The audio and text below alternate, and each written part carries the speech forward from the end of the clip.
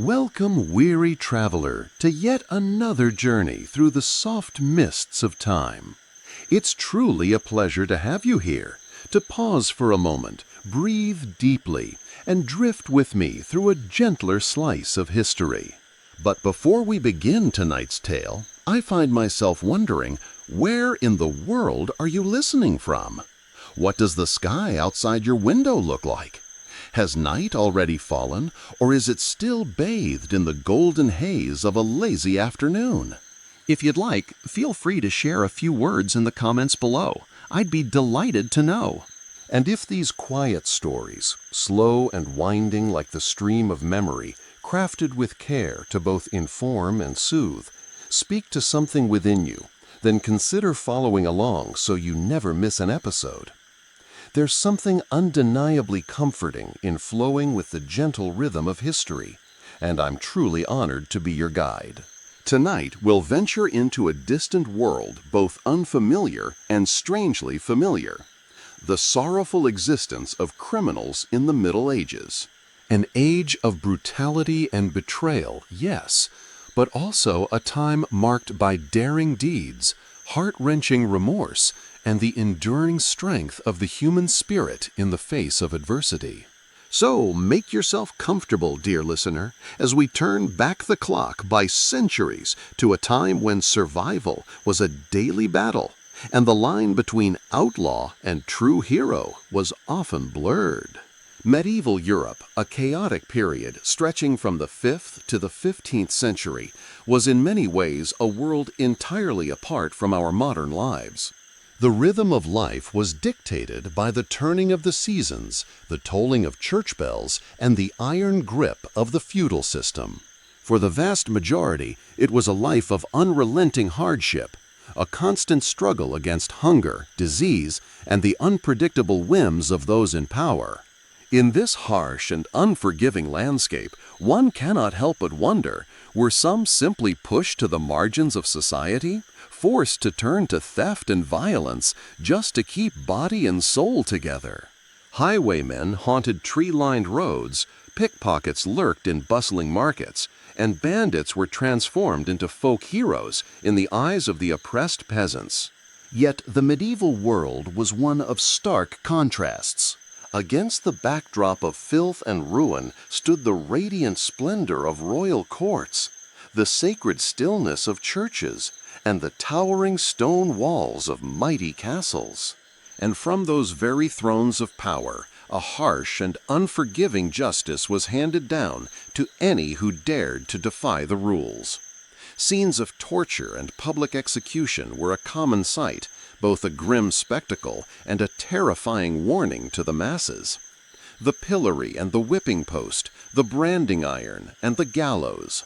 These brutal instruments loomed vividly in the public imagination, a constant reminder of the heavy price one paid for straying beyond the bounds of law and custom.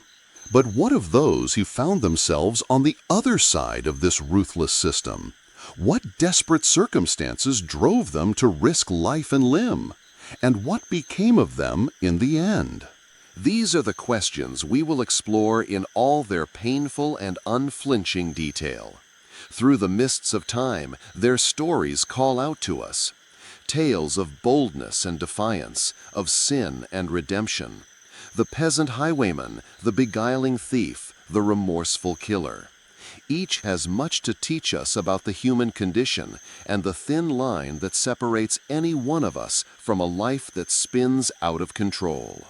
So let us listen to their whispered echoes and walk for a while in their footsteps, that we may better understand the cruel turns of fate that shaped their world, and perhaps, in some small way, our own. But first, be warned. The journey we are about to begin is not for the faint of heart. The medieval underworld was a dark and unforgiving place where life was often brutal, miserable, and short. Yet it holds a grim allure that is difficult to explain. The awareness that these were real people pushed to extremes by circumstances we can scarcely imagine. Through the dark magic of storytelling, we can bring them back, if only for a fleeting, haunting moment. Not to glorify their deeds, but to bear witness to their humanity. So steel yourself, dear listener, as we descend into the very heart of the darkness that was the Middle Ages. But take comfort in knowing that these long-past horrors no longer have the power to touch us.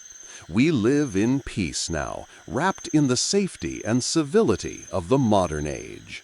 Still, as we drift into sleep tonight, perhaps we might spare a thought for those less fortunate souls. Those who lived and died beneath the blade, the noose, and the cold iron hand of medieval justice.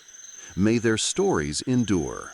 Like a vivid reminder, a testament to the unyielding spirit of humanity in the face of adversity beyond imagination. But I'm getting ahead of myself. Before we dive headfirst into the heart of the matter, let us take a moment to set the stage. Picture, if you will, Europe in the 1200s, a patchwork of feudal kingdoms, each ruled by a king who held absolute power in name, if not always in practice. For the vast majority of the population, the peasants, those bound to the land, and the wretched who toiled in the fields and huddled in thatched huts, life was a cycle of relentless labor and poverty. They were bound to the land, subject to the will of their lords, and held little to no control over their own fate. In prosperous times, they might live a modest life, but their existence was always at the mercy of cruel and unpredictable forces. A failed harvest could mean famine. A band of marauding soldiers could reduce their village to ashes. And the shadow of disease loomed constantly. Terrifying plagues struck without warning, devastating entire communities. In this bleak setting, has anyone ever wondered how crime came to thrive? For those on the margins of society, stripped of everything and living in despair, the lure of the open road and the glittering promise of stolen gold could become irresistible. And so they took to the highways and winding paths. Lost souls, outlaws, robbers, highwaymen. Some were driven by the sheer instinct to survive, resorting to petty theft to cling to life one day at a time. Others were fueled by a thirst for adventure, or a desire to strike back at a system that had left them impoverished and powerless. And a rare few, perhaps, were simply born wicked, carrying within them a malicious nature that no circumstance could ever excuse. Whatever the reason, these medieval wrongdoers would come to loom large in the public imagination. Their daring and brutal acts were immortalized in ballads and chilling tales. Their grim ends served as cautionary stories. And it is into their world, dear listener, that we now dare to step. A world of danger and despair, of life or death wagers and decisions as cold and sharp as a blade. But do not fear, for I will be your steady and trustworthy guide, casting the flickering light of scholarship upon the shadowy corners of history. Together, we will explore the social and economic forces that gave rise to and fueled crime in the Middle Ages, along with the chillingly brutal methods the system used to stamp it out. We will meet some of the most notorious outlaws of the era. Men like Jack Cornwall, a farmer turned terror of the backroads, and Eustace Folville, the noble-born gang leader whose strange blend of justice and wrongdoing echoed the legend of Robin Hood. We will follow them from their cautious first steps into a life of crime to their ultimate downfall, whether at the end of a rope or in a rare moment of bitter redemption. Along the way, we will witness the raw and gruesome picture of medieval justice, the horrifying scenes of torture and public execution, staged like bloody theater to deter anyone who dared to challenge the order. We will uncover the damp and dismal dungeons where the accused awaited their fate, and the cleverly cruel instruments designed to extract confessions from both the guilty and the innocent through pure pain. But we will also pause to listen more closely to the human stories behind the headlines, stories of love and loss, of hope and despair, that can soften even the hardest of hearts and breathe life into even the most hardened of criminals. Because in the end, these were not monsters, but men and women pushed to the very limits of their being by a merciless and unforgiving world. So sit back, dear listener, and let us return to a time when life was cheap and justice swift and brutal. A time when the line between hero and villain was often blurred, and the price of survival could be nothing less than one's very soul. A dark and chilling journey, yes, but one with moments of courage, compassion, and even at times a shadowed sense of humor. For when faced with unimaginable adversity, the human spirit has a strange way of enduring, finding light in the darkest places and hope in the most hopeless of circumstances. And so as we begin this journey into the underworld of medieval Europe, let us do so with open minds and without judgment, and with compassionate hearts, seeking to understand rather than condemn, to find humanity even in the most worn down, fallen, and desperate among our ancestors. For in doing so, we may just glimpse our own world in a new light to appreciate how far we've come and the work that still lies ahead. And perhaps, just perhaps, we may find a flicker of genuine empathy for those who came before us, the lost and the cursed, the sinners and the saints, those who lived and died in an unforgiving age where humanity itself was often smothered. But enough of my philosophy. It's late now, and the mists of time are calling. Let us pass through the veil of history, you and I, into a world of pouches and cudgels, of gallows and trickery. A world where survival was a daily struggle and mercy was all but extinct. Welcome, dear audience, to the dark, tangled, and alluring heart of the medieval underworld. May you find here not only a shadowy labyrinth of buried stories, but also the aching fragments of loss and the fragile flickers of light that sometimes rise amidst the despairing night. And may you emerge from this journey with a deeper, trembling sense of the value of things we so often take for granted: peace, justice, and the fragile safety of social order. But I have lingered long enough in setting the stage. The actors are waiting. The play is about to begin. So steel yourself and hold tight to your courage, gentle listener, and let us descend together into the deepest recesses of historical memory, where groans and glories still echo. A past which in some ways is not so very far from our own. A past that echoes through the ages, whispering its secrets to those who have ears to hear. So come, let us heed its call, and discover what strange and haunting wonders await us in the chronicles of crime and punishment in the Middle Ages. As we drift deeper into the grimy black mire of the medieval criminal underworld, let us turn our attention to one of the most infamous breeds of outlaws of the age, the dramatic and beguiling highwayman. While many highway robbers and bandits were driven to their unlawful acts by desperation and poverty, a rare few seemed to revel in the wild pounding thrill of each heist and the brazen pride in the quiet admiration of the wretched common folk whom they claimed to defend.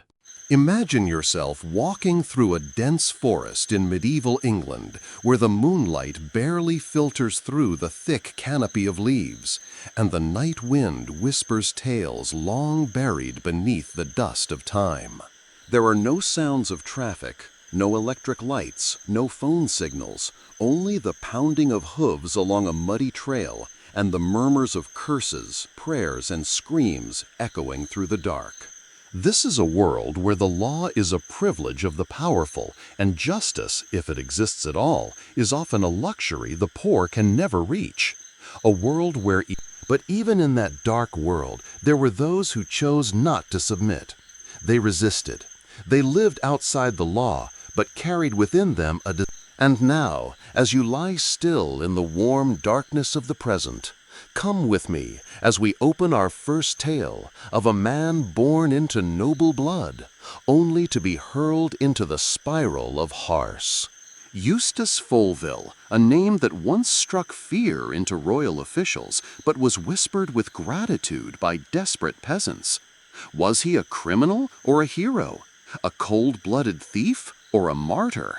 The truth, as always, is more complicated than people would like to believe. And tonight, I will tell you everything. One of the boldest outlaws of the era was Eustace Folville, a 14th century nobleman who abandoned his privileged station to become a fugitive robber hunted across the countryside, and who ironically came to be hailed as a legendary hero by the people of the English Midlands. Born into a respected family in the region of Leicester, Folville might have led a peaceful life steeped in power and luxury, but fate had other plans. A bitter family feud, combined with a rebellious nature and a quiet thirst for defiance running through his blood, pushed him down a path from which there was no return. It is said that Folville drew his sword against the crown after his cousin was seized by the sheriff in a brutal and deeply suspicious arrest. In Nottingham, swallowing his fury, Eustace vowed to seek justice through blood. He swiftly gathered a band of loyal companions, men willing to follow him into danger, and together they rode like phantoms, determined to make the sheriff pay dearly for his cruel abuse of power. In a bold and unrelenting ambush, they struck without warning, killing the sheriff and several of his men before vanishing into the dense woods of Charwood, a place that now became a natural fortress for the outcast and the hunted. But rather than live the desperate life of fugitives hiding in fear, Folville and his followers chose a path both defiant and strangely ambitious.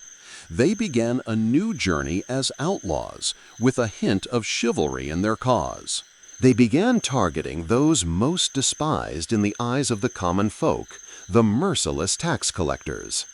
In an age where social injustice bore down like a hammer on the backs of the poor, these cold-hearted men who collected taxes and fines had become the very symbols of oppression, hated by the peasantry for whom even feeding their families was often out of reach. Through their dramatic rescues, Folville's band didn't just empty the purses of such men, they were also said to liberate the innocent from the grinding gears of official exploitation, though not without lightening the victims' coin purses for themselves from time to time. Yet it was this bold defiance that swiftly won them the sympathy and admiration of the public, who began to see them not as criminals, but as agents of righteous retribution in a world riddled with injustice.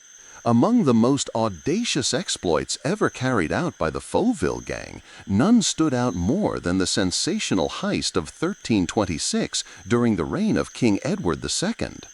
On a morning veiled in thick mist, Eustace and his loyal companions lay in wait, orchestrating an ambush on an unsuspecting royal convoy laden with taxes freshly extracted from the people by the ruthless Duke of Exeter. The robbery unfolded flawlessly, bold and brilliant, like a daring performance. And though the precise sum of their spoils remains uncertain, many believe it was among the largest hauls of its time. But true to Folville's design, a significant portion of the stolen wealth was quietly distributed among the poor families in the surrounding countryside, an act that etched his image deeply into the hearts of those long accustomed to injustice. They did not merely feel gratitude toward him, they revered him as a hero of the people.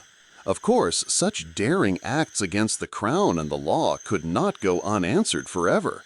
The royal court swiftly issued a decree officially declaring Folville a dangerous outlaw, placing a generous bounty on his head for anyone who could bring him in. To increase pressure, several members of the Folville family were thrown into prison in hopes that this would force him out of hiding. Sheriffs and guards were dispatched across the countryside to hunt down Eustace and his companions. Yet thanks to the silent but steadfast protection of local villagers, a string of bold hideouts, and no small measure of brazen defiance, Folville and his band managed to evade capture for many years. They did more than survive, they became living legends. These gallant thieves robbed from the rich, shared with the poor, and continually mocked authority with their mischievous boldness. Tales of Eustace's exploits were whispered through tavern smoke, echoed in market stalls, and with each retelling took on new layers of myth and wonder. Some swore Folville possessed a secret network of underground tunnels deep in the forest where he stored his stolen treasures. Others insisted he could transform into a fox, barking like a hound to mislead pursuers in the dead of night. But the strangest and most famous legend of all tells of an archery contest between Eustace and the devil himself. In that tale, Folville wagered his very soul in a mortal duel, only to outwit the demon with a single shot so clever it defied the laws of nature. Though the colorful tales of folklore may stir the heart and dazzle the mind, the truth is that we may never fully uncover what truly happened behind the legend of Eustace Folville. Scattered remnants of historical records suggest that he did in fact lead a notorious gang of robbers in the Leicester region, operating for over a decade, carrying out a series of daring attacks and killing at least a dozen people on the roads they held. And then, as if fate itself wished to test even those who lived beyond the reach of the law, Eustace encountered a most unexpected twist. From a man hunted across the realm, he became the recipient of a royal pardon from the very king who had once sought to hang him. A strange and paradoxical ending, yet one that remains true within the tangled stream of history. In the year 1334, having reached middle age and wearied by years spent in the shadows, Folville placed his fate in the hands of the young King Edward III, and to the astonishment of many, was granted precisely the mercy he sought. Historians believe this clemency was partly due to quiet shifts within the political landscape, as the powers that once saw Folville as a thorn to be plucked were slowly pushed to the margins. With his blood-stained past wiped clean from the official record, Eustace Folville withdrew to his ancestral estate, no longer an outlaw, but a true gentleman, wealthy, free, and held in high esteem. He spent his final years as a respected figure in the region, bearing the title of magistrate and reconciliation judge, a paradoxical yet real symbol of the age. When he passed away around the year 1347, Folville was laid to rest in his family's chapel beneath a stone effigy of a knight bearing a sword in hand, as if plucked from the pages of some ancient tale extolling chivalric honor. An ending no one could have foreseen. The man who once defied the crown was now laid to rest as an emblem of justice. So how should we regard the legendary and tumultuous life of Eustace Folville? Was he truly a gallant rogue, a man who rose against ruthless powers to protect the vulnerable? Or merely a cunning criminal, skilled at polishing his own image to conceal a darker truth? As with many living legends, the full truth likely lies not at either extreme, but somewhere adrift in that hazy in-between. Much like his spiritual successor Robin Hood, who would emerge a century later, Eustace was more than just an outlaw. He became a symbol of organized defiance, a figure who stirred the imagination of the common folk and cloaked himself in the mantle of chivalry. Of course, that doesn't mean he didn't profit handsomely from his actions. His bags were full after each daring raid. Yet in an age where injustice reigned and nobles feasted atop the backs of the poor, even a thief could become a beacon of hope, one who dared mock the powerful and offered a taste of sweet retribution to the forgotten classes. In their eyes, Eustace was not merely a bandit, but a symbol, an imperfect yet genuine hero. Though the daring days of Eustace Folville's adventures have long since faded into history, his legend endures as a reminder that even in the darkest corners of the medieval world, a glimmer of light could still capture the hearts and minds of the people. Though his shadow now lies buried beneath the thick dust of time, the tale of that bold man lingers like a streak of light piercing the night, reminding us that even in the blackest of days, hope can still take root. With just a wink and a wandering hand, figures like Folville brought to the hopeless a dose of laughter, of mischief, and a spark of life in days often consumed by hunger. Armed with a bit of cleverness, courage, and no small share of mischief, they stirred smiles in faces that seemed to have forgotten joy. And though we may not endorse their methods from the warm comfort of our modern perspective, we must concede that these audacious outlaws painted a much-needed splash of color onto a time otherwise draped in gloom and sorrow. You can almost picture Eustace in a shabby tavern, the flickering firelight casting a sly glow across his clever face, surrounded by his loyal companions, laughing heartily at each new feat of his, as fiddles play and tankards clink in cheerful rhythm. So let us raise a glass to Eustace Folville, the gentleman thief, the cunning fox of the woods, and the gallant rogue who dared tweak the noses of tyrants, and in one brief and blazing moment brought a glimmer of justice to an age steeped in injustice. After Eustace Folville, the defiant noble who turned his life into a manifesto of rebellion, our journey now veers onto a completely different path. No longer do we tread the dusty roads where fallen knights ride, but instead enter a cold, shadowed alley, where the sighs of women forgotten by history still echo in the memory of time. Not all who break the law are driven by greed or cruelty. Sometimes it is merely an unforgiven hunger, a body bound by laws it did not create, or a heart yearning to be loved in a world ready to burn it for daring to ask. And it is at that very crossroads between longing and judgment that many medieval women were swept into the harsh spiral of justice.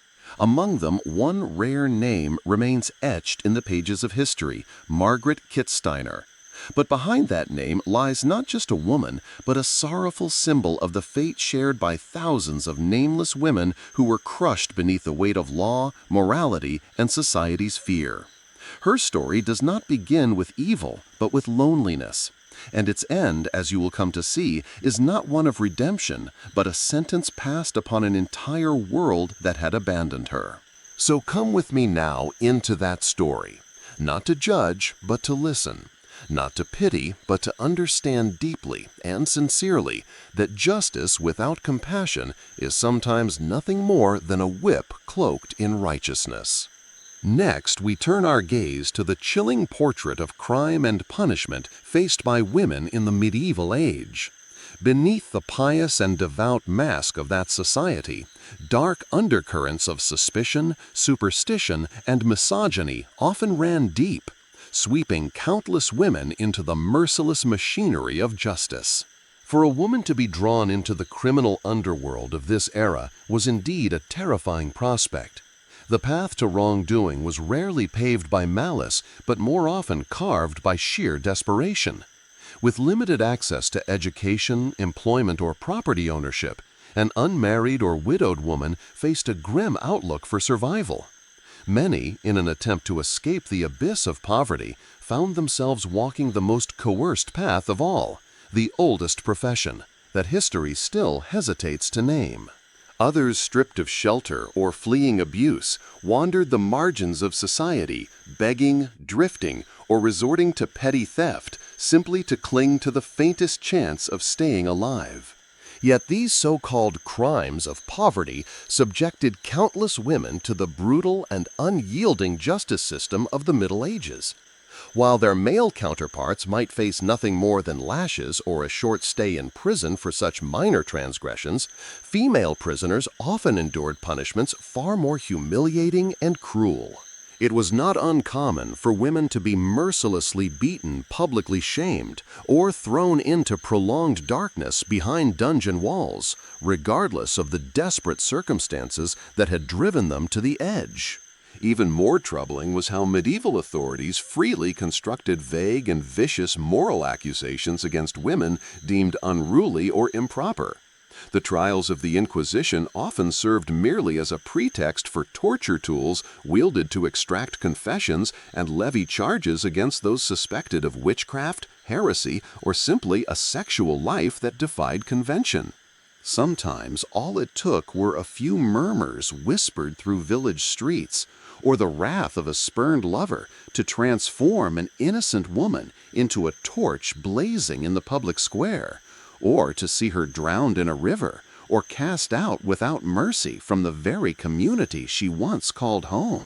Perhaps no crime committed by women in the Middle Ages was met with more disgust and fury than that of infanticide. In an age utterly devoid of birth control and mercilessly unforgiving toward mothers of illegitimate children, countless desperate women turned to the unthinkable. If discovered, this horrifying act was not met with compassion, but with a sentence that was swift, merciless, and drenched in terror. Mothers who killed their newborns were often tortured to the brink of death, dragged through the streets to be publicly shamed, and ultimately met their end with not a shred of pity. One infamous case was that of Margaret Kitzsteiner, a 17-year-old German peasant who in the year 1580 drowned her newborn child in a village well. Arrested and interrogated, Margaret confessed under torture not only to killing the infant, but also to being a witch who had lain with the devil himself. Turned upon by her neighbors and burdened with even more accusations, poor Margaret was publicly humiliated, savagely whipped, and finally beheaded before a jeering crowd. Tragically, although the case of Kit Steiner was relatively well documented, the sheer horror of her brutal treatment was all too common for medieval women who lived on the fringes of society. Across Europe, countless nameless souls met the same fate, punished for failing to uphold a rigid patriarchal order. And while we may shudder at their actions, we cannot help but recoil in horror at the machinery of torture driven by hatred of women, where death was not merely a punishment, but a declaration of war upon their very existence. And so we pause to reflect, with sorrow intertwined with outrage, on the countless tragic Margarets, the desperate, the cast out, the haunted, those who linger in the footnotes of medieval history like ghosts no one dared to name. They are the faces erased from memory, the faded souls drifting quietly in the shadows of books that were never written, forgotten names, injustices left unresolved to this very day. We ask ourselves how many innocent lives were destroyed beneath the ruthless hammer of a society too afraid of women. But let us find some comfort as we gently drift into sleep, that the world around us, though still imperfect, is slowly becoming softer and more just toward those once cast aside. A world that struggles forward in waves, beginning to lift the fallen and empower the powerless. And while medieval justice remains a nightmare that jolts us awake with each generation, we inch closer to a brighter dawn. Rest easy, weary traveler, and remember, you are not alone on this winding, thorn-strewn path. After the desperate cries of the forgotten women swept away by the medieval machinery of justice, our journey now turns down a quieter, more bitter path. This is no longer a tale of defiant rebels or scandals steeped in sorcery and suspicion, but the faint whisper of a nameless man, brushed aside by history as if he had never existed. Jack Cornwall did not enter the realm of crime with greedy eyes or a heart of stone. He was simply a farmer, one of thousands of lowly souls bowed under the weight of harsh winters and harsher laws. No chronicles remember him. No poems or songs preserve his sorrow. And perhaps that is exactly why Jack's story deserves to be told. because it is not just a tragedy, but a raw slice of how a society can crush a man simply because he was poor. No pirates, no witches, no glory. Only a father, a husband, an honest laborer, cornered by a world that left no room to live for the weak. And from that place where parched rice fields met freezing night skies, Jack's story began. An ordinary man, an extraordinary choice, and the price paid, swinging gently from the gallows. Step now into the next chapter, where sighs speak in place of verdicts, and silence echoes louder than all the accusations ever hurled. In the medieval world, the line between life and death was far more fragile than it is today. It was an era where a single failed harvest or a mysterious fever could wipe out an entire village. When disease, famine, and violence lurked at every corner, it's no wonder that some were driven to crime, not out of evil, but because life had pressed them against a wall. The brutal punishments for those caught were often powerless to deter them, especially when faced with unending hunger or the seductive glint of sudden wealth. In such moments, even a small pouch of silver could seem more precious than life itself. Among the most infamous criminals of the medieval age was Jack Cornwall, a poor farmer who turned to highway robbery in 14th century England. An ordinary man pushed into an extraordinary fate. Born into poverty and raised in a ramshackle hovel, a frail, crooked hut that seemed ready to collapse with every passing gust, Jack toiled in the fields from dawn until dusk, laboring endlessly for a local lord in exchange for scraps of leftover food. It was not work, it was erosion, a daily grinding away of the body just to survive one more day. As the years passed, Jack watched his family slowly starve.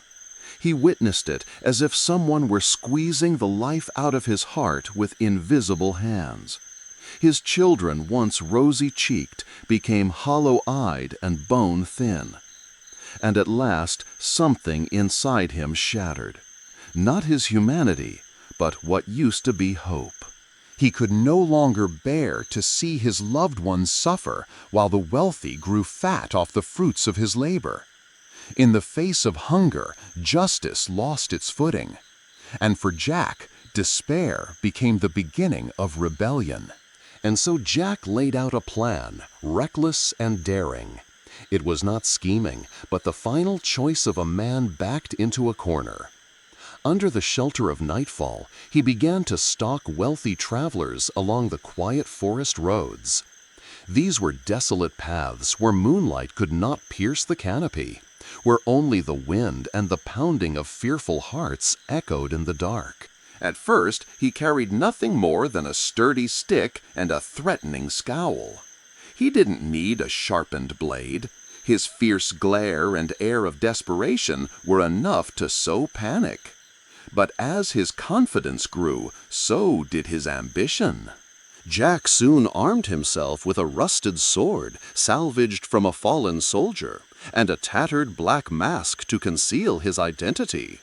That blunt blade and crumpled disguise became his perfect camouflage, transforming him into a wandering phantom of the road. His method was simple but terrifyingly effective. Jack would lie in wait just beyond a hidden bend, his wiry frame cloaked in thick underbrush. When a likely target approached, he would leap out with a fearsome roar, brandishing his sword and demanding their purse. Most were too stunned to resist. And so, in the span of mere seconds, a starving farmer became the nightmare of any soul who dared to stray through the night. In this way, Jack Cornwall managed to survive on the fringes of society. He existed in the narrow space between shadow and law, where no one looked and no one remembered. His illicit earnings became a desperately needed supplement to his family's meager poultry income. Those filthy coins, small as they were enough to keep the hearth warm and the children from going to sleep with empty stomachs. For a time it seemed he might truly evade justice, quietly vanishing along forgotten footpaths as if he had never existed, until a chance encounter with a wealthy merchant sealed his fate. The portly merchant was not so easily cowed as the usual marks Jack had faced. When the highwayman demanded his gold, the merchant drew a dagger from beneath his cloak and lunged at Jack with a speed far swifter than the outlaw's reflexes could answer. An unexpected swiftness from such a heavy frame. Taken off guard, Jack stumbled backward, his head striking a rock. The last thing he saw before the world dimmed was the merchant's face staring down at him in smug triumph.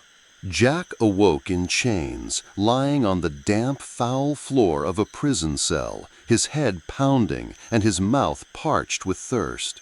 Each wrist bled beneath the weight of the manacles, and each breath was a bitter reminder that freedom had fled forever. He languished there for days as time dripped slowly through the cold, disease-ridden decay of the dungeon. The rare rays of light that pierced through his prison cell were tinged with a fierce, ruddy hue, as if the sun itself had been stained by the blood of the unfortunate souls who had languished there for centuries. When the day of judgment finally arrived, Jack was dragged before a court of smug nobles and clergy, their fingers heavy with rings and their robes flowing with indulgent splendor, so starkly at odds with his own filthy rags and gaunt, unshaven face. On one side stood the gilded mask of authority, and on the other, the tattered frame of a man born low. He knew at once that no mercy would be found from an audience such as this. The trial was little more than theater, a sentence already written before a single word was spoken. The merchant mocked Jack as he recounted the encounter, his tale inflated with self-glorifying details, casting himself as a heroic victor against a deranged, bloodthirsty villain. No one asked Jack for his version of events. No one cared that his crime had been driven by need and despair rather than greed or malice.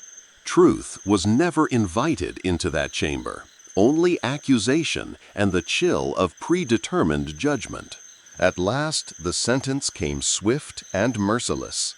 He would be hanged by the neck at dawn the following morning. A heavy silence blanketed the courtroom so thick it seemed it could be sliced into pieces, broken only by the stifled sobs of Jack's wife, who had come to witness the fate of her husband. A child nestled in her arms. Her eyes glistened with tears, her face etched with a pain too deep for words. A sorrow the child was far too young to understand, yet would carry forever. That night in his cell, Jack stared at the cold stone walls, the dim torchlight casting strange flickering shadows across the damp surface like demons dancing in cruel delight. He thought of his family, of his children's hollow, aching stomachs, and the shattered heart of the wife he was about to leave behind. Yet what weighed heaviest upon his chest was the unbearable injustice of it all. The feeling of having been cast into an abyss by a society that never once reached out its hand. As the first light of dawn slipped through the rusty iron bars, it brought no hope, only a foreboding that the end was near. They came for him just as the new day broke. 3 burly guards entered, dragged Jack from the filthy straw pile, and hauled his body out into the biting morning cold. A small crowd had gathered to witness the sentence carried out. Their faces were a blur of curiosity, unease, and something disturbingly gleeful, as if death were merely a morning spectacle. In the midst of that crowd, Jack caught a glimpse of his wife, her eyes straining to hold him back with nothing but a desperate gaze, while her arms clutched their wailing young son tightly to her chest. Jack could hardly feel anything as the coarse rope bit into his neck. His entire being fixed on one thing, the silent pain reflected in the eyes of the woman who had walked beside him through countless hungry winters. The executioner, his face hidden beneath a dark hood, muttered a half-hearted prayer, clearly uttered more to pacify the crowd than to offer absolution to the one about to die. And then, with a swift pull and a sickening crack, Jack Cornwall the farmer, who had once been the backbone of a humble household, became nothing more than a body dangling in the winter air. Another life snuffed out by the cold, indifferent hand of injustice. His corpse was left there, swaying in the wind, like a grim warning to any who might dare to stray from the narrow path society had drawn. A lonely form, unnoticed, unloved, no bird dared perch upon him. It is said that once a lone traveler passing by gazed upon that lifeless face and shivered not from fear of death, but because the eyes seemed still to scream of an injustice no one had ever bothered to hear, a voiceless cry etched into the air around it, never fading. With time, Jack's story would be slowly veiled in the dust of forgetfulness, merging into the thousands of nameless tragedies suffered by those without voice or power. Yet for one brief and burning moment, his name became a symbol of resistance, a final whisper in an age when no one else dared speak. A small flame flickering in the night before being swallowed by the dark, but enough for someone, even if just one, to see that the world had long ceased to be fair. Scenes of cold-blooded and public punishment like these were far from rare in medieval Europe. In an era utterly devoid of professional police forces or a properly functioning legal system, terrifying punishments were deemed a necessary deterrent to keep the discontented rabble in line. The mindset of the time was brutally simple. Create a horrifying example so ghastly that it would make anyone tremble before daring to step outside the law. And thus violators were cast into a multitude of punishments so gut-wrenching that even the onlookers' insides would twist in anguish. Whipping was a common choice. The lash bit deep into quivering flesh until the victim's back became nothing more than a bloody chessboard of welts and open wounds. The hiss of the whip slicing through the air, the groans of agony, it all formed a ghastly symphony. The stocks and stake punishments were also widespread, subjecting the condemned to humiliation or abuse at the hands of a vengeful public. And all too often, the cruel delight of the crowd was no less brutal than the sentence itself. Perhaps the most terrifying of all was the ghost of deceit, of being used, branded, and cast aside. For instance, a bold mark could forever label a criminal as untouchable, no matter how sincerely they might repent. Likewise, mutilation, such as the severing of a hand or the slicing of a nose, left the offender disfigured for life. But perhaps even more chilling was the specter of false honor. A corpse dipped in tar, encased in a rotting iron cage, left swinging in the wind at a crossroads or some other public place. The body dangled, twisting with every gust, its decaying face picked apart by birds, no different from a living accusation etched into the air itself. Empty eye sockets stared wordlessly at passers-by, delivering a silent, everlasting judgment. It was a fate too cold, too cruel to ponder for long. But such was the face of justice in an age both cruel and capricious. When life itself was often brutish, harsh, and short, what difference did a few more horrors make for those already marked by misfortune?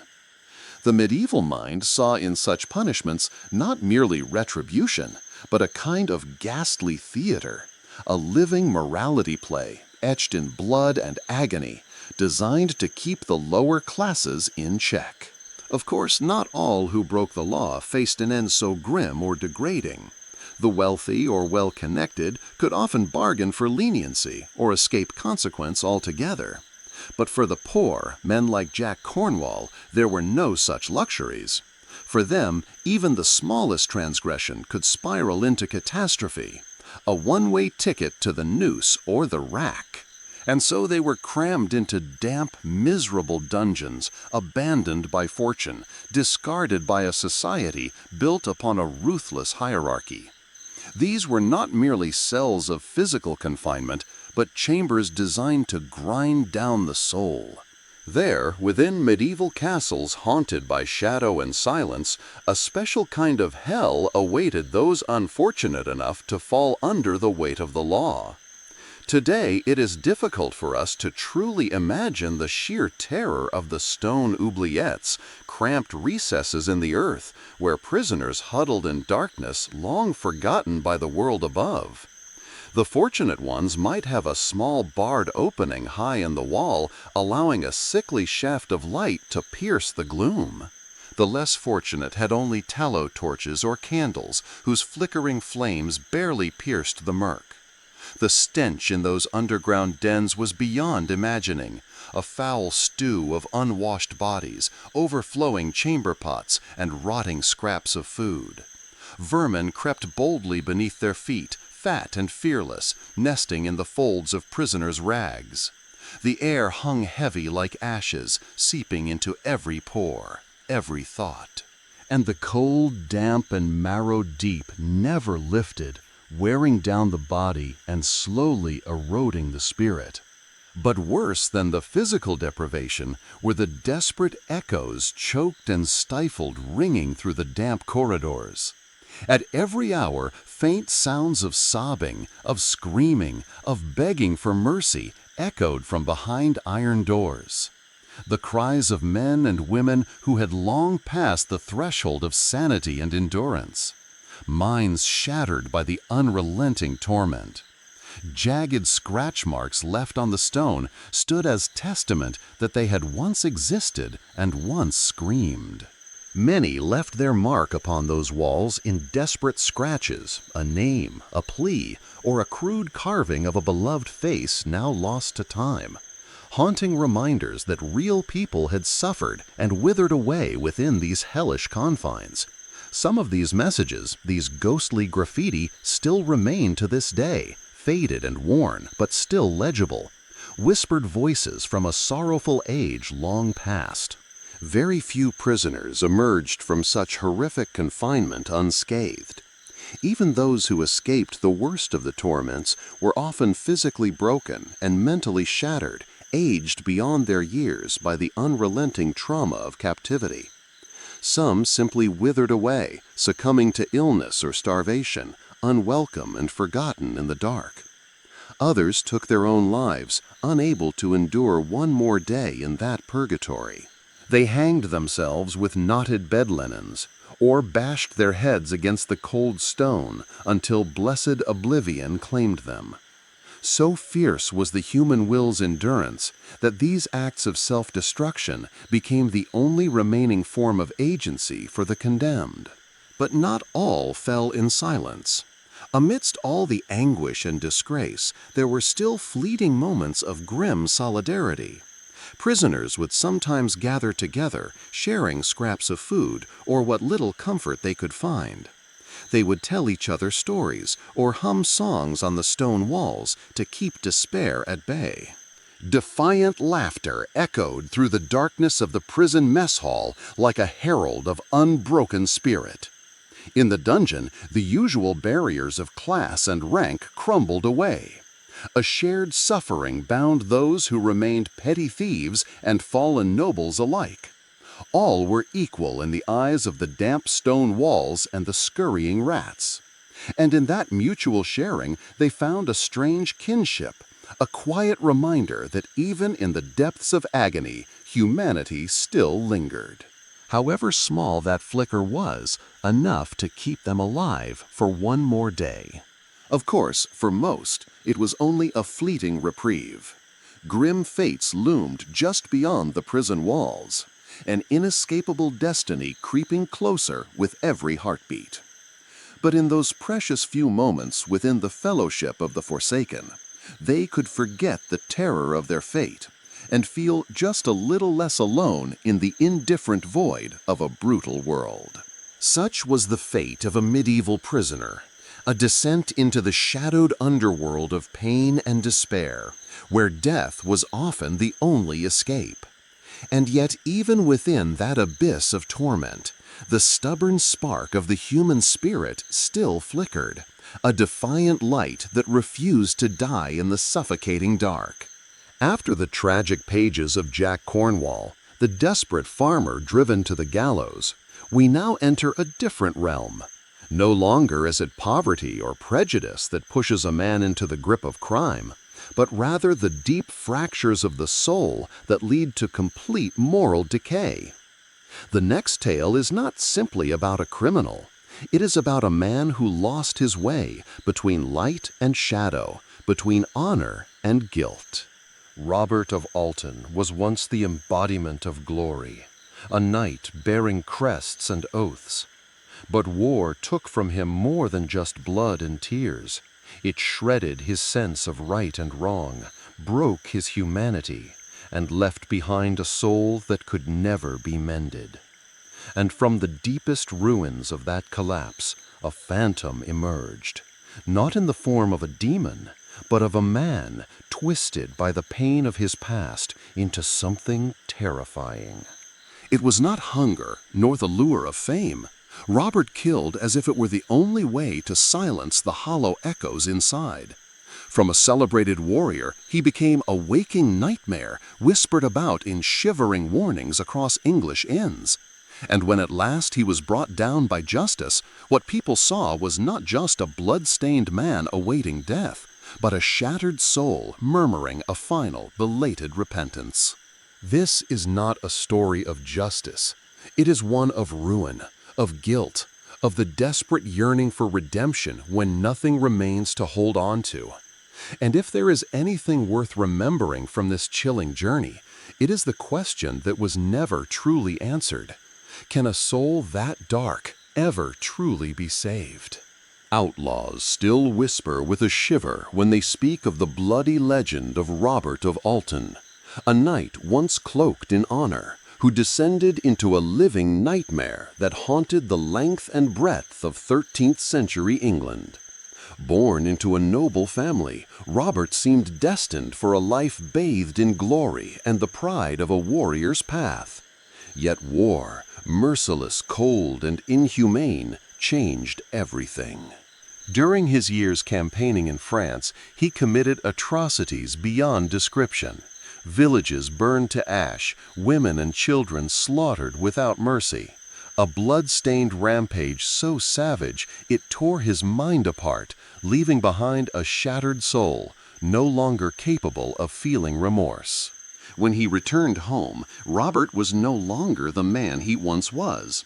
Psychological wounds corroded the core of his being, and he plunged into the abyss of crime. Alone, Robert began a reign of violence and terror, spreading horror across the English countryside. Every road, every winding path became a deadly trap. No traveler could be certain they would survive. His ambushes no longer sprang from any clear hatred, but from invisible storms of fury, spilling over from the war, and from a soul already ruined beyond repair. The crown had placed a generous bounty on the head of the mad knight, the one who had cast a shadow of terror across the entire kingdom. But Robert's cold-blooded ruthlessness and cunning mind always kept him one step ahead of the law. Until, on a bitterly cold autumn evening, fate at last turned against him. The villagers who had lived for so long in fear beneath his blood-stained hand finally rose up. They ambushed him and brought him down in a dramatic chase that felt almost destined. Cold chains clamped around his wrists, and Robert was dragged before the judge, forced to face each and every line of his sins, piled high like a mountain. The entire kingdom roared for blood, and a public execution was hastily arranged. Hanging in the square, the body dragged through the streets and finally torn apart. a horrifying end for a man who had let darkness devour his soul completely.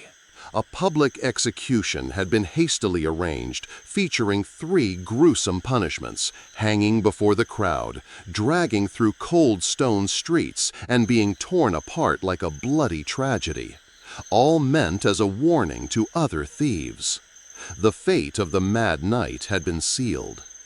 And yet something strange happened in the damped prison cell where Robert awaited his dreadful end.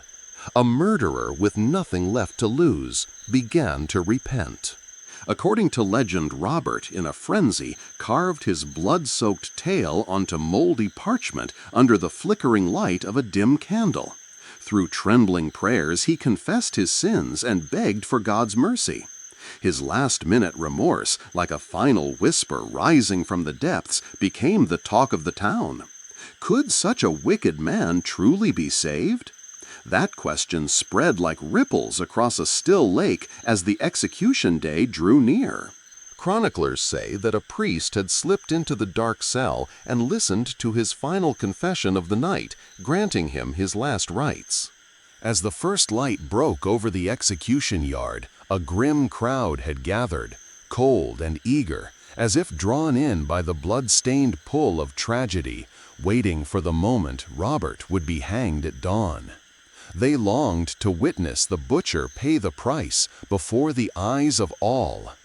But the broken man standing before them was no longer the bloodthirsty mad knight of those terrifying years past. With his head bowed, Robert publicly renounced his crimes and begged the victims' families for forgiveness. As he stepped onto the gallows, he calmly offered his bound hands to the executioner, lifting his gaze to the sky without resistance. "Lord," he cried, "thy will be done." That sound echoed through the silence, drifting across the crowd, quietly dissolving into the morning mist. And as darkness fell once more, his body writhed in the wind, a macabre reminder of the grim justice the Middle Ages once dealt, cold, brutal, and without mercy. Robert's story became a phenomenon that spread across the medieval lands. A murderer possessed by demons all his life found God in his final darkest moment. His simple and despair-stained memoir was copied by hand and passed from mouth to mouth, quickly becoming an early bestseller of the true crime genre. Some believed Robert's conversion was sincere, while others thought it was a desperate trick to escape an eternal curse. But in a world where forgiveness was scarce, even the faintest glimmer of redemption touched the hearts of the public. Robert's tragic and conflicted death inspired blood-streaked morality plays of the medieval era, where his last-minute repentance was always received by angels. In the end, what kept Robert of Alton alive in memory was not the terrible crimes he committed, but the final moment in which he bowed his head to forgiveness. His story remains a profound mirror of human nature, of sins that cannot be erased, of punishments that cannot be escaped, and of the fierce longing to be saved. Though Robert's acts of brutality and cold-blooded violence might be seen as extreme, his yearning for forgiveness, for salvation before God, was by no means rare. Throughout the Middle Ages, many criminals turned to religion as their final spiritual refuge, desperately seeking reconciliation with the Almighty before facing the blade or the noose of the law. The Church, with its unmatched authority, held the keys to heaven, and the promise of God's mercy was often the last comfort for souls about to depart this world. Executions in medieval times were not merely acts of physical punishment, but deeply religious rituals. These ceremonies often began with a solemn public service, where the condemned was granted final blessings amid the priest's prayers. Then the priest would take the prisoner's hand, walking with them to the scaffold as a final guide between life and death, urging repentance with whispered prayers. Even the methods of execution often carried eerie sacred symbolism. According to some sources from the period, gallows were crafted in the shape of a cross so that the condemned might die in the likeness of the Savior, Jesus Christ. To the eyes of devout believers, the spilling of a sinner's blood was not merely retribution, but a symbol of sacrifice touched with the sacred. After the sentence was carried out, one final humiliation still awaited most of those condemned: the dissection of their corpse. Because they had often died in the impurity of sin, their bodies were considered property of the state, to be treated in any manner the authorities deemed fit. Many were sent to medical schools where students practiced anatomy upon them clumsily, coldly. Others were displayed in iron cages left hanging under wind and sun, a cruel warning to those who dared to defy the law. Yet not every criminal went down in silence or accepted being forgotten. Some struggled to the last breath, desperately seeking escape or clinging to hope for a miraculous salvation. Others faced their fate with calm, showing neither remorse nor a hint of pleading. Some even treated death as a final stage, a place to hurl contempt back at the system that condemned them. The scaffold sometimes became a pulpit where the condemned could cry out against the system that crushed their lives, or earnestly tell their story before the curious eyes of the crowd. In 1305, William Wallace, the national hero of Scotland, breathed his last with a cry for freedom just before being hanged, disemboweled, and quartered by English hands. That final cry was not for himself, but for all the common folk ground beneath the heel of empire. And as these harrowing executions echoed across villages and towns, some criminals turned that final moment into an opportunity to carve their names into history, remembered as martyrs or true heroes. For those born into silence, crushed by society since birth, the way they met death became their final weapon to reclaim dignity. And so, though most outlaws of the Middle Ages ended their lives on the scaffold, their stories lived on, whispered beside campfires, recorded in chronicles, and reenacted on village stages as an unending echo of the spirit that refused to bow. In a society where most of the population was illiterate, the tales of daring outlaws, of sinners repenting in prison cells, and of defiant martyrs became a kind of popular culture in the Middle Ages. For peasants driven into misery by poverty and powerlessness, these criminal legends offered a dark kind of inspiration and a powerful indirect emotional outlet. They opened a small window into a world of adventure beyond the enslaved existence under feudal rule. And at times they became a subtle means of criticizing society, a lens through which ordinary people could glimpse and reflect upon the injustices pressing down on them. Of course, we must be cautious not to romanticize or overly glorify medieval criminals, nor to exploit their lingering stories without care. Most of them were simply the castaways of society, driven to desperation, not the dashing knights of legend. And the suffering of their victims was painfully real. Yet in a world devoid of compassion for the poor and the powerless, even their grim stories were met with remarkable fascination. So what in the end are we meant to understand from the harsh lives of medieval criminals? In a certain sense, they offer a truthful reflection of their times, an era soaked in injustice, brutality, and baseless superstition. Their lives were not a romantic era, but rather a wounded age, a time in which many were pushed to acts that words can hardly name. And yet, if we listen more deeply to the quiet whispers of the human heart beneath the violence, a more nuanced picture begins to emerge. Behind every tale of an outlaw is a real person, someone driven to the edge by life, scarred deeply by the past, or bent by the boundless power of those who ruled over them.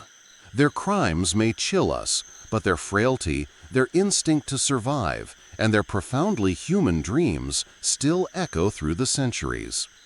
In them, we see ourselves, a mix of shadow and light. How many of us, crushed by hunger and sorrow, could truly hold on to our humanity? Or would we too do something terrifying? In the end, perhaps the truest value of reflecting on these ancient criminal lives lies in the empathy they stir within us. It is a quiet reminder that the human condition shares the same vulnerabilities and that we still hope, with all our modern civilization, that we are better than them. But are we really so different from our medieval ancestors who struggled to survive in a world of cruelty and injustice? As you begin to drift into sleep, let your mind wander back through time to an age long past where iron clashed against iron, where damp dungeons festered, where plagues raged, and the roads reeked with filth. Imagine yourself as a thin, weary peasant in the Middle Ages, looking up at the heads nailed to the city gates. In those hollow eyes, is there any hope left at all? Hold on to that thought as you curl beneath your warm blanket, far away from the frozen world of ancient stone walls. Breathe slowly and be grateful that we now live in an age that is at least in part more humane. The brutal criminals of the medieval world have long turned to dust, but their very human stories still echo, reminding us of the crooked, fragile nature of our own kind. And so our dark journey through history nears its end. Next time you feel bothered by the small troubles of modern life, think of the short and wretched lives of those punished by medieval justice. Suddenly, waiting in line at the DMV won't feel like such a catastrophe anymore.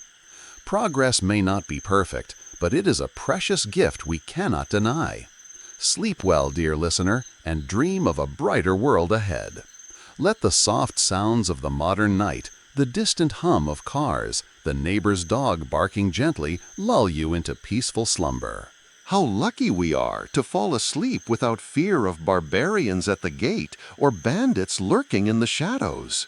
The world is not yet perfect, but it has drifted far from the grim, diseased societies that once drove thousands of men and women into paths of helplessness and violence. We still have the chance to build a civilization where fewer people must bear the weight of senseless cruelty. The ship of history still floats unsteadily, but perhaps it is beginning to lean toward the light of compassion. So relax and enjoy these last waking moments quietly adrift between the dark ghosts of the past and the dawn of a kinder world. Let the painful lessons of history whisper gently in your mind as you close your eyes. And may your sleep tonight be truly peaceful. As we've seen, the life of a medieval criminal was often short, brutal, and swallowed in shadow, shaped by poverty, injustice, and a merciless law. Yet even in the deepest part of that night, there flickered miraculous sparks, however faint, of courage, cunning, and sometimes a surprising kindness, even in the most scorned among them. After the personal sorrows and cold-blooded tragedies of solitary bandits, our journey now turns down a different path, where crime wears the cloak of legend. In the misty haze that blankets the forest roads of northern England, people sometimes whisper, not only in fear, but with a mysterious sense of admiration for a familiar name, a man who lived outside the law, yet never once lived on his knees. Adam of Wales was no saint, but he was not quite a devil either. Between those two extremes, he moved like smoke, elusive, shifting, and impossible to pin down. A reckless thief, a cunning leader, a charmer so persuasive that he could talk a purse right out of its owner's hands. To the wealthy, Adam was a nightmare. To the poor, he was the wandering soul who might appear on a winter's night to share the last piece of bread. But behind the mischievous laughter and the fire-lit tales woven with wonder lay a harsher truth, a life of hiding, stalking, and trading blood for freedom. This is no legend polished with gleaming swords and flowing cloaks. This is the journey of Adam, a man who chose to live as a free soul, even if it meant dying as a criminal. And now we step into the next chapter, where grit and paradox meet at the crossroads of ideals and sin. where a name Adam of Wales continues to echo across the centuries, not only for what he took, but for how he made an entire system of power uneasy.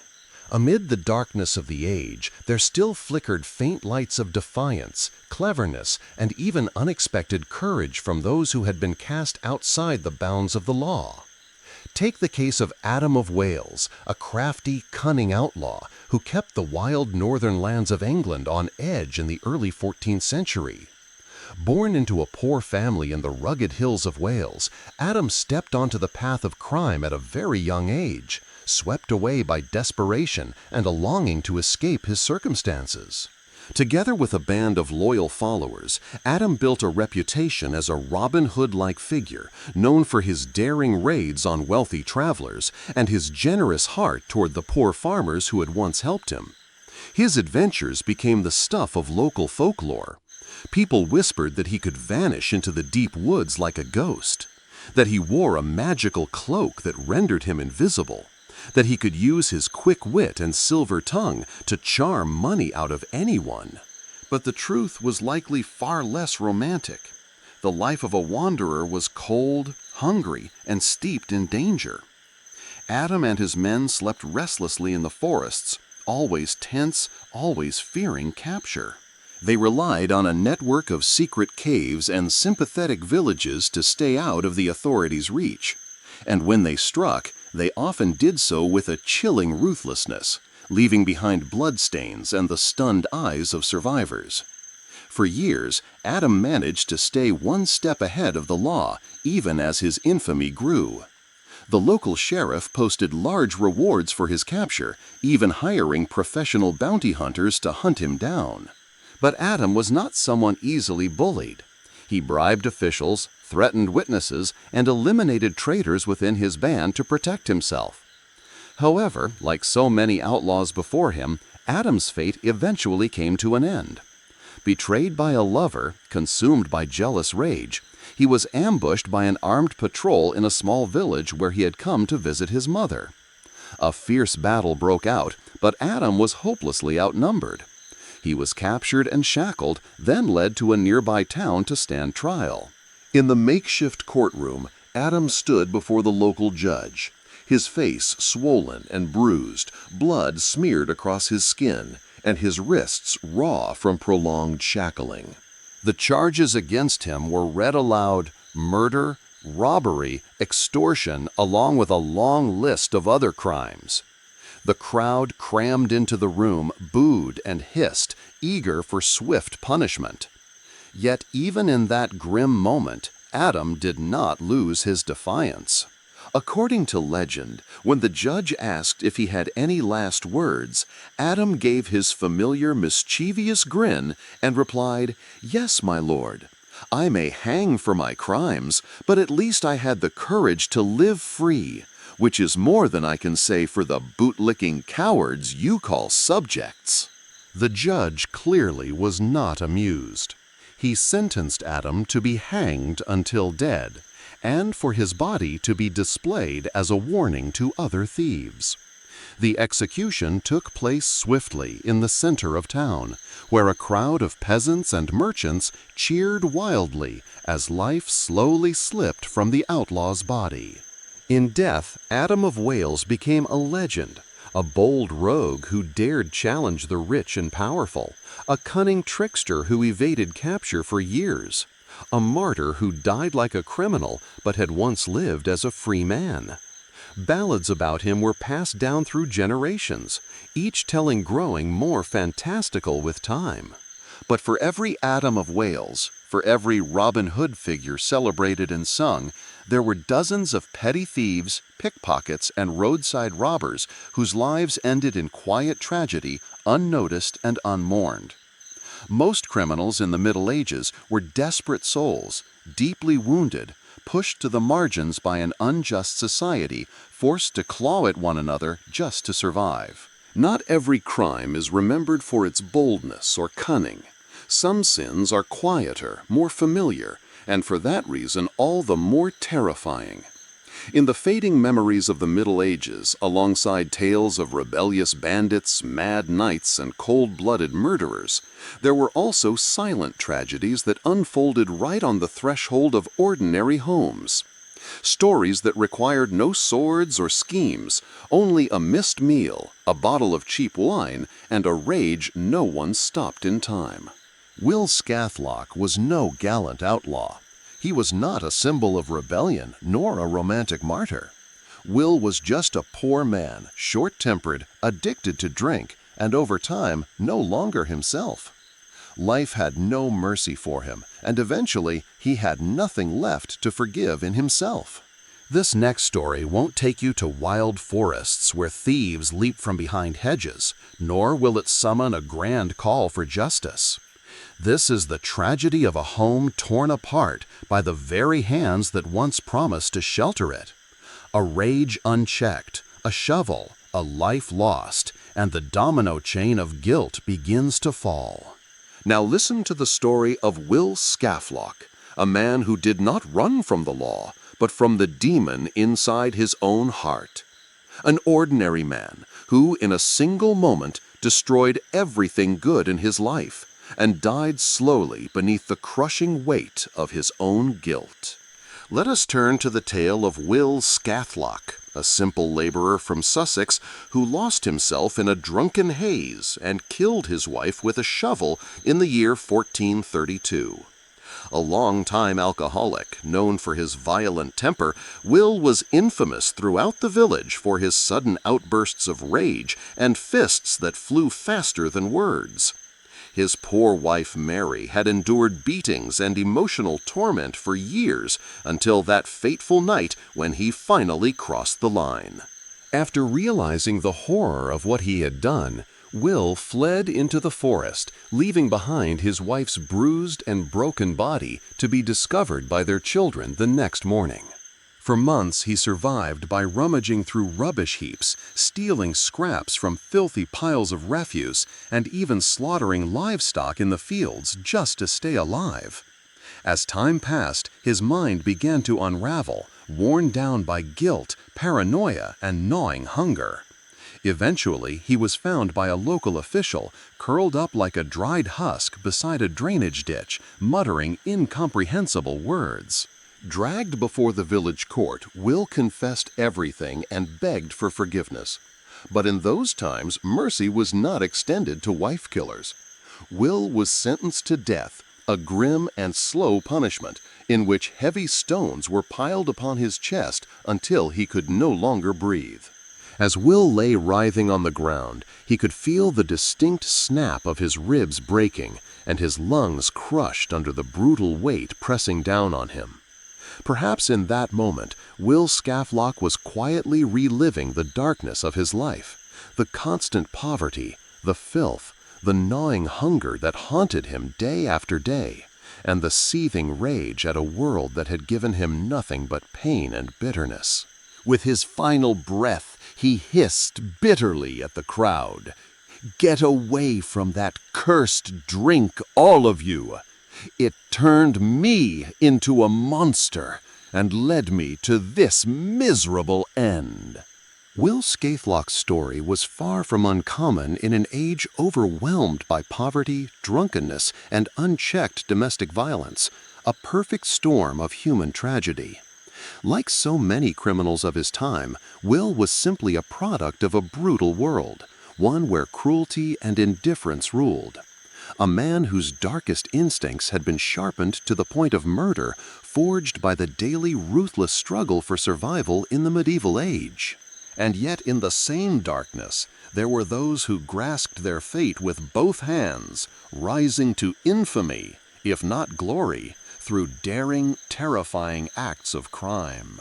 Not every criminal in the Middle Ages acted out of hunger or desperation. Some chose violence not for bread, but for honor, trampled for love stolen, and for justice that never came. And when pain joins hands with courage, what rises is not a victim, but a storm. The next story is about a woman who disappeared into the mist of legend, yet her name still ripples through the centuries like a whisper from the sea. Jeanne d'Layson, a lady of Breton, a mother, widowed, and a pirate queen who would never share the sky with the English. In a world where women were forced into silence, she chose weapons. In an era where loyalty was often betrayed, she chose vengeance. And in a time when the sea belonged to men, she turned it into her blood-soaked throne. Come with me now through the black waters of the English Channel to follow the footsteps of a woman who forged sorrow into a blade, hatred into a sail. A noble woman born from the ashes of death, carrying the eternal flame of vengeance, not to beg for forgiveness, but to make the world remember her name. One such figure was Jeanne d'Layson, a noblewoman of Breton who lived in the 14th century and who would go on to become a terrifying symbol at sea under the name Pirate Queen. She spread terror across the English Channel for more than a decade. Jean's journey began like something out of a romantic folktale. As a young woman, she married a wealthy Breton lord named Olivier de Clisson. According to many accounts, it was a happy union, blessed with several children and a life of lavish comfort. But that peaceful world came crashing down in 1343 when Olivier was captured by the English during the Breton War of Succession and was publicly executed for treason. Jean was consumed by fury and despair at the cruel death of her beloved husband. According to legend, she took her 2 young sons to witness the execution, and there, over their father's bloodied head, made them swear a blood oath to avenge him. With a heart hardened by loss and a singular resolve to make England pay, Jeanne sold off her entire estate and used the money to build a pirate fleet of her own. She ordered the hulls of the ships to be painted black and the sails dyed red. From that moment on, people called her the Lioness of Brittany. Alongside her sons and a crew of ruthless mercenaries, she set sail and became a nightmare for every English ship she encountered. For 13 years, Jean Denilson haunted the waters of the Channel, seizing and laying waste to dozens of English merchant ships. She became infamous for her ruthless cruelty, personally beheading captured English nobles and tossing their bodies into the sea. Her string of brutal victories sent shockwaves through the English crown, to the point that a massive bounty was placed on her head. But Jean always slipped through their grasp, vanishing just when they thought they had her cornered. As her pirating career thrived, she used the vast fortune she amassed to build a network of spies and informants scattered across Europe, feeding intelligence to the King of France to aid his war against the English. She even financed several assassination attempts on English nobles, though none were successful. But time waits for no one, not even a pirate queen. As Jean entered her 50s, her health began to decline, and the fire of vengeance within her slowly faded. After a particularly brutal naval battle in 1356, during which she narrowly escaped capture, Jean decided to lay down her sword, retreating from the sea to spend her final days in peace. According to some records, she withdrew to a secluded castle on the coast of Brittany, where she devoted the rest of her life to prayer and charity in hopes of atoning for a past soaked in blood and flame. Other legends claim that she vanished without a trace, her ultimate fate buried by the passage of time. Whatever the truth may be, it is undeniable that Jean lived an extraordinary life, one that far exceeded the expectations and norms of the medieval world.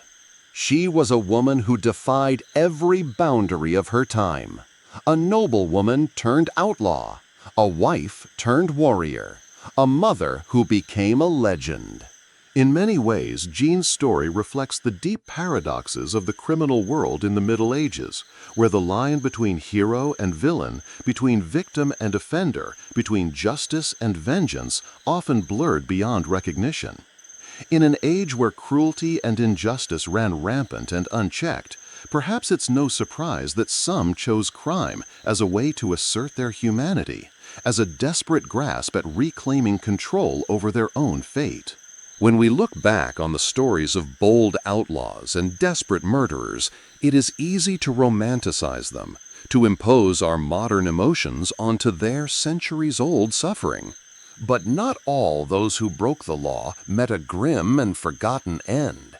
Some, through a mix of cleverness, boldness, and sheer audacity, managed to rise above the nameless tide of common criminals, carving out for themselves a strange kind of fame. They became the subjects of tavern songs, whispered tales, and drunken ballads. Their deeds passed down as legends rather than mere records of wrongdoing. Such was the case of Eustace Folville, a gallant outlaw of the 14th century, one who not only lived beyond the bounds of the law, but also within the hearts of the people, a man who both captivated and enchanted the Midlands of England.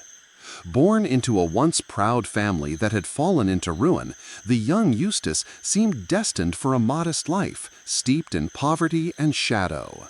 Yet a quiet fury smoldered within him, a lingering sense that the world owed him more than the meager fate he had been handed.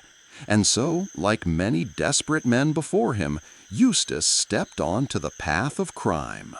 But while others took to brute force and ruthless pillaging, Folville possessed a roguish charm and a sharp wit, qualities that earned him both fear and admiration from his enemies, and quickly turned him into a household name across the shire.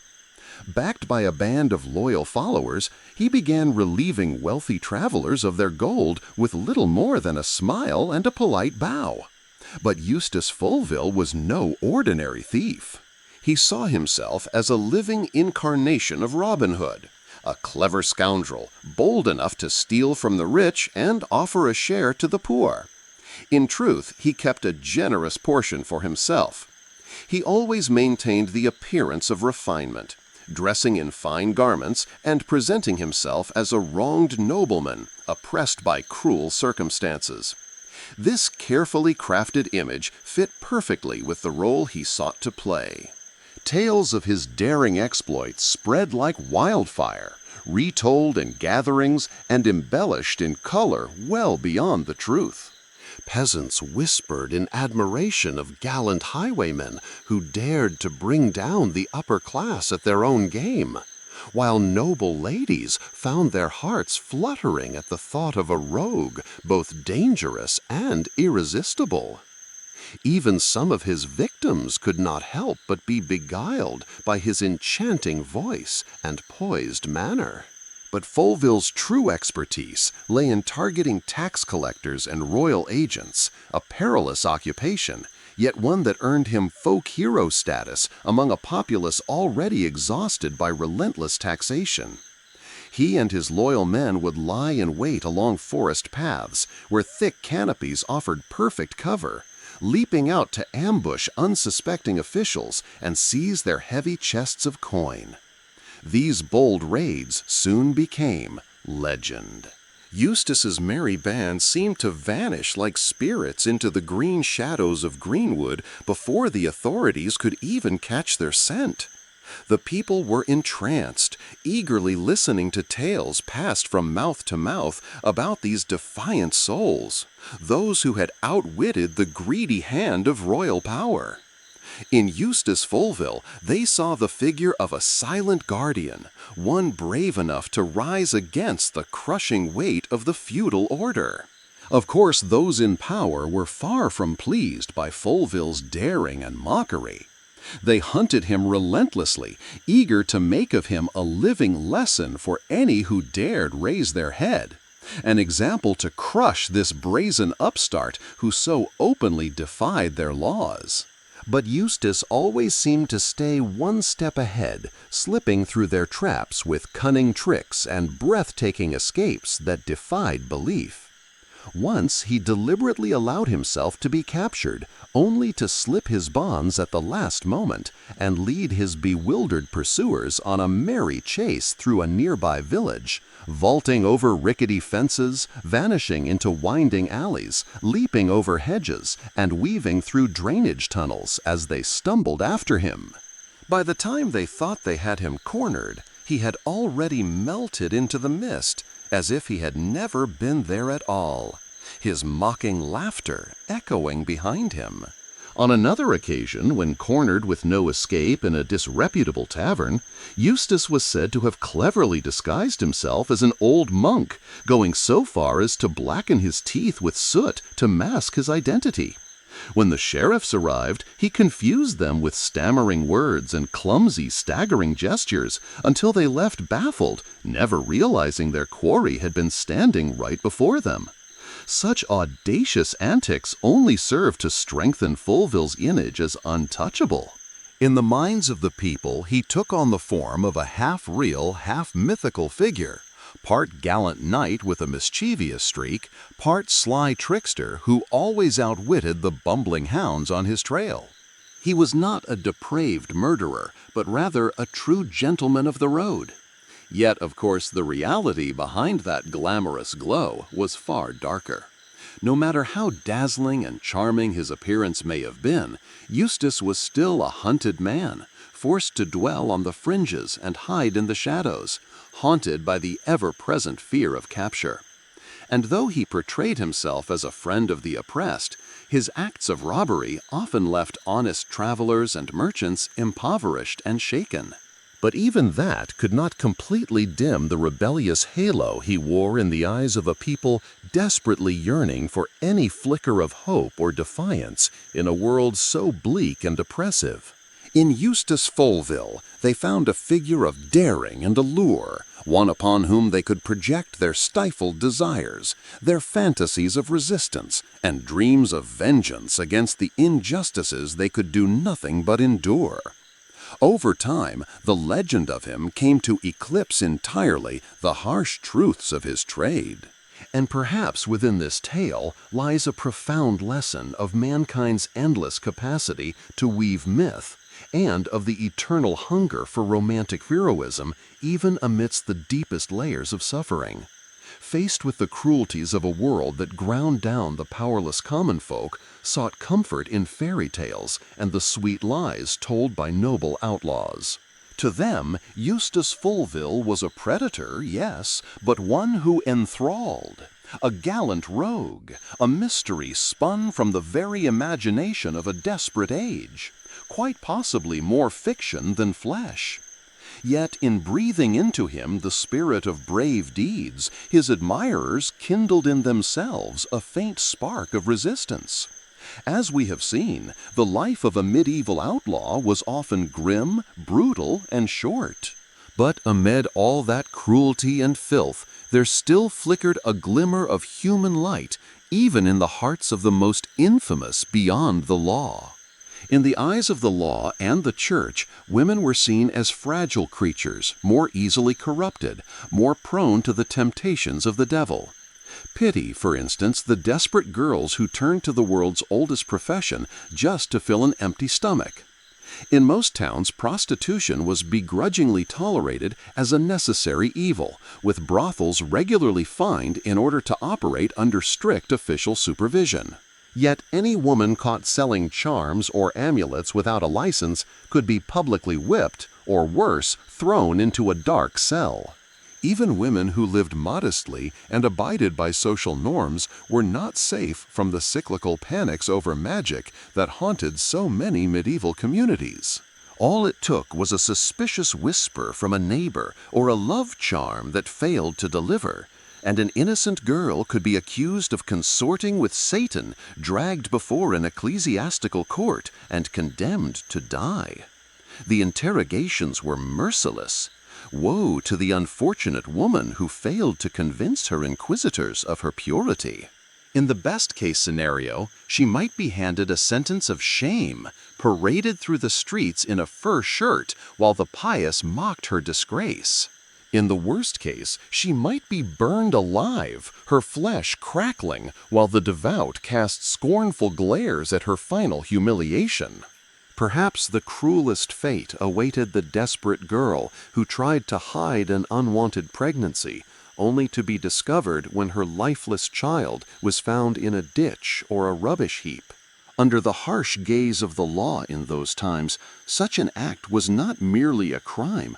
It was an affront to God himself, a painful blasphemy against the sacred mystery of motherhood. For women convicted of infanticide, the path to the gallows was often brutally unforgiving. The unfortunate mother was frequently forced to carry the lifeless body of her own child to the place of execution. The burning eyes of a judgmental crowd pierced her back as she stumbled forward in utter agony. In some jurisdictions, cruel beyond imagination, she might even be buried alive alongside her tiny baby, two cold bodies forever entwined in the earth. These were the unforgiving moral shackles that bound women's lives in the Middle Ages, where the shadows of hellfire and divine curses lurked behind every step. And yet even the men who sat on the judgment benches in holy robes were not immune to temptation, as the shameful annals of clerical crimes would later reveal. For in a world where the Church held not only spiritual but also worldly power, the temptations of the flesh often proved too much even for those deemed closest to God. Dear listener, prepare yourself for a grim journey through the sullied underbelly of medieval faith. A dark tale of corruption, deceit, and greed, layers of rot peeling back from the very heart of Christendom. Where to begin recounting the mountain of sins committed by these disgraced clergy? Perhaps with the practice of simony, the widespread trade in church offices, where positions of spiritual authority were bought and sold like sacks of grain in the marketplace. In an age when a wealthy bishop might own vast lands and command hundreds of laborers to work them, many greedy priests found themselves ravenous not for salvation, but for power. As we've seen, the harsh reality faced by medieval criminals stood miles apart from the glittering legends of noble outlaws or jolly wandering warriors. Most of them lived short, miserable lives, cast aside by society, dragged into crime by poverty, abuse, or simply the need to survive. Even the rare few who gained a flicker of fleeting glory often met their end in agony upon the scaffold amid jeers and flowing blood. And yet perhaps there remains a strange and quiet solace within these dark pages of history. They gently remind us of the long and painful road humanity has had to walk. The modern world we live in is still far from perfect. But today, the desperate no longer need to snatch bread on the street just to survive. The time when a starving young man could lose a hand for stealing a loaf has long faded into the past. We still wrestle with injustice and wrongdoing, but compared to the daily cruelty of the Middle Ages, those struggles feel like distant shadows. So now in the stillness, as we lie here in the hush of night, let us spare a moment for the wretched and forgotten souls, for people like Jack Cornwall or Robert of Alton's, those who once screamed in despair from damp prison cells, or bowed their heads before the gallows like ghosts abandoned by the world.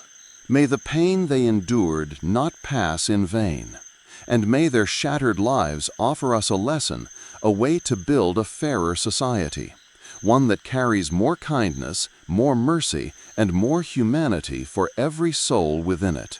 The Middle Ages may seem like a world too distant, separated by centuries of progress and the glow of modern civilization. And yet when we look deeper, the people of that time were not so different from you and me. They too longed for happiness, dreamed of love, and wished for a life of peace and sufficiency. Even though in their world such things were luxuries few could afford, they still struggled each day, clinging to whatever sliver of hope they could find, seeking ways to survive by any means, even the most desperate. Some turned down the path of crime, others chose to pray, but all of them were groping for a way out of the darkness that slowly swallowed their world. And so perhaps there exists an invisible but unbreakable thread connecting us to our medieval ancestors, no matter how harsh their reality might have been. It is the fierce spirit of life itself, the enduring will of humankind that has carried us through plagues, brutal wars, gnawing famine, and ruthless rule toward an era of peace and prosperity, the likes of which they never knew. We are the heirs to that painful legacy, the lucky ones who get to walk forward into a brighter dawn. In some way, we still carry their memories, whether in our conscious thoughts or deep within our bones. So now, my dear companion, I invite you to surrender to gentle sleep and carry with you a quiet gratitude for the blessings you hold, the warmth of your familiar bed, the peace within your home, and the law that stands to protect you. These seemingly simple things are the fruits of centuries of struggle, the blood and sweat of generations long gone. And as you gently drift into the mist of sleep, let your final thoughts softly reach out to the lost souls, those who never had the chance to live in the safety you now have. May they rest in peace and know that their sacrifices helped shape the world we live in today, a world that, though still imperfect, is far warmer than theirs ever was. And so our journey through the shadowed annals of medieval crime comes to a close. I hope you found this to be both a captivating and slightly chilling adventure, a quiet glimpse into a world long gone, filled with despair and brutality. There are still countless untold stories of daring escapes, earth-shaking scandals, of corrupt sheriffs and juries swayed by coin. But all of that will have to wait for another night. In the meantime, if you found meaning in this journey, please consider showing your support with a like or a subscription. It truly helps me keep the torch of knowledge quietly burning. But if you choose not to, that's perfectly all right. I'm already deeply grateful that you've joined me for this voyage.